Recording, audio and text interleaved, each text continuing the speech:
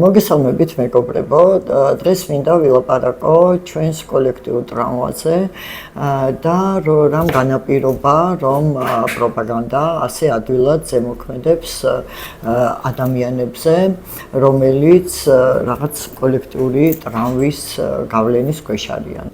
ყველასათვის ცნობილია, რომ დღევანდელი საზოგადოება, თავისუფალი დამოუკიდებელი საქართველოს საზოგადოება მოდის საბჭოთა წარსულიდან და ჯერ მაინც არ აქვს გადამუშავებული ეს საბჭოთა ტრავმები, რომელიც ისე ღრმად ზის ჩვენში, რომ ჩვენ დიდად ვერც კი ვიაზრებთ, რა შეიძლება იყოს ეს ტრავმა და ვერც კი ვიაზრებთ ისე მოქმედებს ჩვენზე საბჭოთა პროპაგანდის მსგავსი დღევანდელი რუსული და შეიძლება ითქვას ხოცური პროპაგანდაც. ზოგადად საბჭოთა ადამიანი ისე გადავიდა აი ამ პოსტსაბჭოთა რეალობაში, რომ მას არ გადაუაზრებია თავისი ტრავმები, რაც აი ამ 70 წლიანმა ტოტალიტარულმა რეჟიმმა დაუტოვა. ეს კოლექტიური ტრავმა ძირითადად იყო რა? ძირითადად ეს კოლექტიური ტრავმა მოქმედებდა ადამიანის ცნობიერებაზე, ის იყო მუდმივად შიშის გავლენის ქვეშ. მუდმივად მას ჰქონდა რაღაც ძალიან უცნაური შეგრძნება, რომ ის არ არის უსაფრთხოდ, ის არ არის ასე ვთქვათ, ნდობით გამსჭვალული იმ გარემოს მიმართ, რომელშიც ის ცხოვრობს და შემდეგ უკვე აი ასეთი დაზიანებული ცნობიერების ადამიანი იწყებს დამოუკიდებელი საქართველოს შენებას, დამოუკიდებელ საქართველოში ცხოვრებას და ის ვერ გარკვეულა, რამ შეიძლება მასზე იმოქმედოს. ამიტომ ძალიან ადვილი იყო, რომ პროპაგანდა სწორედ იმ ტრავმებზე ეთამაშა და სწორედ ის შიშები წამოეწია, რაც ასე ღრმად იყო მასში ჩაბუდებული. პირველი ეს შიში, რა თქმა უნდა, არის ომის შიში. მე მაგალითად, როდესაც ვიზრდებოდი და პატარა ვიყავი, ბავშვობიდან მახსოვს ეს ომის შიში. ბავშვობიდან მახსოვს, რომ ტელევიზორში იყო მუდმივად ფილმები დიდ სამამულო ომზე, რომელიც რეალურად იყო მეორე მსოფლიო ომი, მაგრამ საბჭოთა კავშირში ეს მოიხსენებოდა როგორც დიდი სამამულო ომი და გაუთავებლად იყო ლაპარაკი იმაზე გაზეთებიდან, ტელევიზიებიდან, რომ აი იმპერიალისტური დასავლეთი, მსოფლიოს ჟანდარმი ამერიკა აპირებს ომს და აი საბჭოთა კავშირი არის მშვიდობის მტრედი. ასევე შემდეგ უკვე ეს ხიროსიმა და ნაგასაკის დაბომბვის მერე აი ამ ატომური ომის საფრთხე იყო მუდმივად პროპაგანდის თემა და მუდმივად ჩვენ გვაშინებდნენ ამ ომით. იმდენადაც კი, რომ მე მაგალითად მახსოვს, რომ აი მებებია ილგო და ელარიონი როდესაც ფილმი გადიოდა, იქ იყო ეს ომის დაწყება, იზარების რეკვით რო შეატყობინეს სოფელს და მახსოვს, რომ როდესაც სოფელში ვისვენებდი, თუ დაირეკებოდა ზარი, მე მქონდა პანიკური შიში, რომ ომი ხო არ დაიწყო, ასევე თვითმფრინავის გადაფრენაზე მქონდა ეს შიში, რომ ომი ხო არ დაიწყო, ასე რომ ეს არ არის ახალი, რომ დღეს ვთქვათ ადამიანებს აქვთ ეს ომის შიში, მით უმეტეს ეს გაამწვავა შემდეგ 92-13 წლების ომმა აფხაზეთში და რა თქმა უნდა 2008 წლის ომმა, როდესაც აი ჩვენს თავს დაფრინავდნენ თვითმფრინავები. აი ამ ომის შიშს ძალიან კარგად იყენებს დღევანდელი პროპაგანდა და ადამიანებს აშინებს ამობით, მაგრამ რა არის აქ ტყუილი, ანუ რა არის აქ პროპაგანდისტული ტყუილი. პროპაგანდისტული ტყუილი არის ის, რომ ჩვენი რეჟიმი მიიწერს თავის თავზე აი ამ მშვიდობის გარანტორის ფუნქციას, რომ თითქოს თვითონ არიან გარანტორები, რომ არიწყებს ომს რუსეთი, მაგრამ თუ ღრმად ჩავალთ და გავქეკავთ, აქ დგას ისეთი ფუნდამენტური საკითხი, საკითხი, რაც არის საქართველოს თავისუფლება და დამოუკიდებლობა. ფაქტიურად ისინი ამას ღიად არ ამბობენ, მაგრამ ამბობენ, რომ ჩვენ თუ არ გავაღიზიანებთ რუსეთს, მაშინ ის ომს არ დაგვიწყებს, მაგრამ რა არის ეს გაღიზიანება, რაში მდგომარეობს ეს გაღიზიანება, აქ არის მთავარი, ასე ვთქვათ, ძაღლის თავი დამარხული, რომ პრინციპში ეს არ გაღიზიანება ნიშნავს, რომ უნდა მოიქცეთ ისე, როგორც რუსეთი გვეტყვის. ანუ ფაქტიურად კაპიტულაცია გამოუცხადოთ რუსეთს და ფაქტიურად უომრად ჩავბარდეთ, ხო?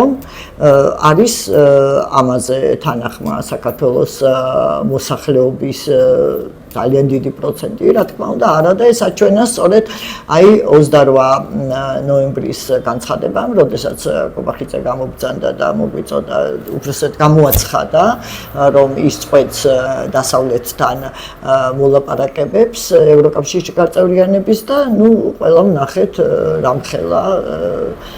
რამხელა დიდი პროტესტი მოყვა ამას, რაც ქუჩებში უამრავი ხალხის გამოსვლით გამოიხატა და შემდეგ უკვე ეს პროტესტი აგერ დღემდე 6 თვე გრძელდება, იმიტომ რომ ეს პრობლემა არსად არ წასულა. რეჟიმს უკან არ დაუხევია, მას არ უთქვამს, რომ ის არაპირებს ევროპასთან აი ამ გაფუჭებული ხიდების აღდგენას, პირიქით უფრო და უფრო წინ მიდის და თითქოს ზერწავს აი ამ ტრისხატს ევროპისაგან, ნუ რაღა თითქოს პრინციპში უკვე ძალიან მყარად გამოძერწა, რომ ევროპას უნდა ჩვენი დაჩაგვრა, რომ ჩვენ არ შეიძლება ვიაროთ რაღაც ევროპის და ამერიკის ჭუაზე, რაღაც ორფეხზე ვდგავართ, რაღაც ნუ აი ესეთი აბსურდული რაღაც ისენი ფრაზები, თითქოს ეს არის სუვერენიტეტის დაცვა და ისინი იცავენ თავს ევროპისგან და ამერიკისგან, დასავლეთისგან, აგერ შემოიღეს რაღაც კანონებიც, რომ რამენაირად შეაჩენონ ეს დასავლეთის გავლენა, მაგრამ უცნაურია, რომ ტრისხატი რუსეთის სახით მათთვის არ არსებობს, ხო? ანუ რუსეთი არც კი იხსენიება, მათ არათუ ეშინიათ საერთოდ პირდაპირ რუსეთის ხსენება. არამედ უფრო მსაკრული ჩანაფიქრია, რომ რუსეთი როგორც მოთამაშე საერთოდ გაყავთ ველიდან, რომ ადამიანების ცნობიერებაში რუსეთი როგორც ასე ვთქვათ რაღაც ბოროტების სიმბოლო მთლიანად გაიყვანონ ამ ველიდან და იმოძრავონ მხოლოდ აი დასავლეთის და საქართველოს ურთიერთობაზე. და აი ამ აჯენდაში უნდათ რომ ჩასვან კოლექტიური მასობრივი ცნობიერება. ასევე აი აქ ღირებულებების თემაც არის, იმიტომ რომ საბჭოთა პროპაგანდა ანადგურებდა ამ ღირებულებებს ადამიანებში, აი 70 წლის მანძილზე ყველა ფასეულობა იყო ამოტრიალებული, მაგალითად არ ითვლებოდა არანაირად მაგალითად სახელმწიფოსთვის მოპარვა მიუხედავად იმისა, რომ ოფიციალური პროპაგანდა ვთქვათ ამას არ უხადაგებდა, მაგრამ ადამიანი ჩამოყალიბდა ესე, რომ ერთ სიტყვი მეორეს გავაკეთებ, ვთქვათ შეხვარ პარავ სახელმწიფოს პარავ, ანუ ქურდობაც კი არ ითვლებოდა, ასე ვთქვათ, დასაძრახად, არ ითვლებოდა ასევე მლიქნელობა, ვთქვათ მტრის წინაშე თავის დახრა და ასე შემდეგ. და ძალიან მნიშვნელოვანი რაც საბჭოთმა ჩააბეტონა ჩვენში, ეს არის მოქალაქეობრივი პასუხისმგებლობის უქონლობა და აი სამოქალაქო ინიციატივის მთლიანად ჩახშობა. რომ ადამიანს თითქოს არაფერი არ ეკითხება და მართლაც არაფერი არ ეკითხებოდა საბჭოთა კავშირში, ის არ ირჩევდა თავის ხელისუფლებას, მას არავინ არ ეკითხებოდა, ვთქვათ, რა ფასი იქნებოდა მაგალითად კარაქი, ბედნიერები იყვნენ თუ დაიწევდა ფასი და ნუ მცირედ შეიძლება დაწუწუნებულიყვნენ თუ რაღაცის ფასი აიწევდა, მაგრამ ამ უკმაყოფილებას ღიად არავინ არ გამოხატავდა და არ ითვლებოდა, ვთქვათ, ძლიერის წინაშე ქედის მოხრა რაღაცნაირ არასწორ საქციელად. და აი ეს დღეს ისევ ზის აი ამ ჩვენს ქვეცნობიერში, რომ საზოგადოების დიდი ნაწილი მართალია, ვთქვათ, პროტესტსაც ხადებს რაღაცნაირად იბრძვის ვითომ სიტყვით, ხო? აი ამ კაცმომდგარი რაღაც დიქტატურის წინააღმდეგ, მაგრამ მათში ეს გამარჯვების წმენა რაღაცნაირად ნაკლებია. აი ძალიან ბევრი ადამიანი შემხედრია, რომელსაც ეს მითი, რომ აი თქვა ბიძინა უძლებელია და ის FSB პასუხ კარნახობს მას ყველაფერს და ამის ყველაფრის უკან რუსეთი დგას, მაგრამ რა თქმა უნდა დგას რუსეთი, მაგრამ მისი უძლებელობის რაღაცნაირად წმენა ჩვენ არაფერში არ გამოგვადგება, იმიტომ რომ მადლობა ღმერთს მგონია რომ 22 წელს უკრაინამ ეს რუსეთის უძლებელობის წმენა დაანგრია და აგერ დღეს ხედავთ როგორ იბრძვის და აგერ რუსეთსაც კი ბომბავს და არანაირად არ ენდო თავის დასავლელი სხვათა შორის მეგობრების აი ამ შიშებსაც რომ რუსეთთან არ შეიძლება ასეთი ღია დაპირისპირება. არა, ისინი იცავენ თავიანთ ქვეყანას და ამით ძალიან ნათლად გვაჩვენებენ რომ ყოველთვის შესაძლებელია ბრძოლა, ყოველთვის შესაძლებელია არდანებება და ბრძოლა ყოველთვის მოიტანს შედეგს. აი ეს რაღაცნაირი უნდობლობა საკუთარი ძალების მიმართ, ხომ?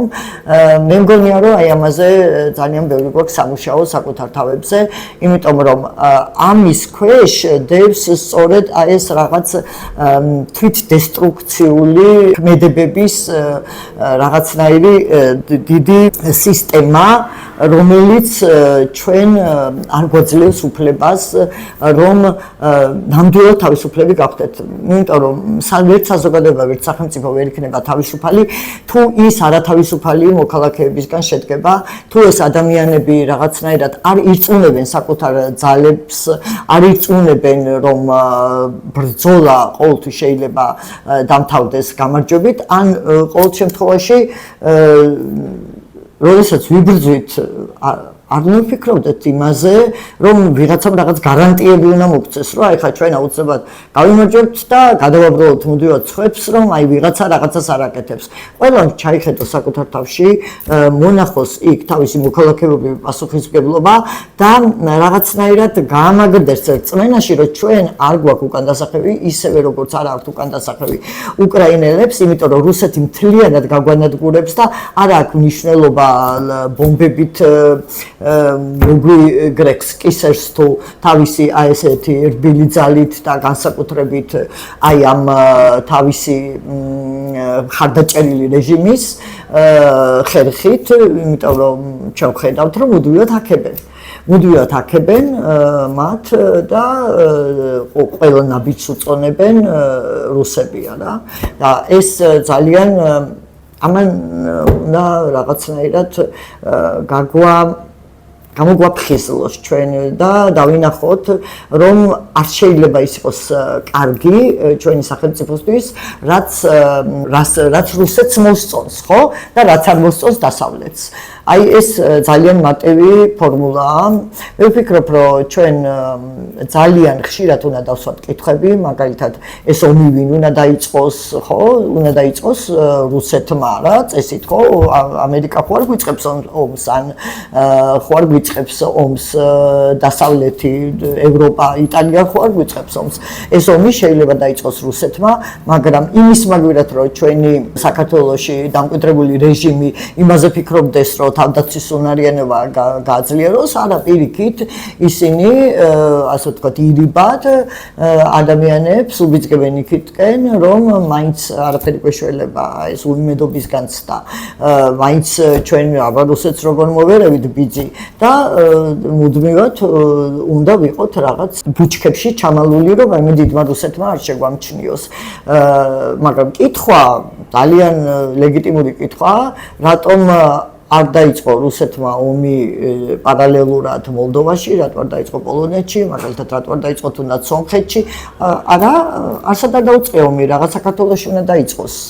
არა, ეს არის საფრთხობელა, რომლითაც საკუთარ ასეთ ყოფნას იხანგრძლივებენ, რომ თითქოს ახლა ბიძინა ისეთი ჭკვიანი და ძლევამოსილია, რომ რუსეთს ანეიტრალებს, ხო, ძალიან უცნაურია რა ეს არა.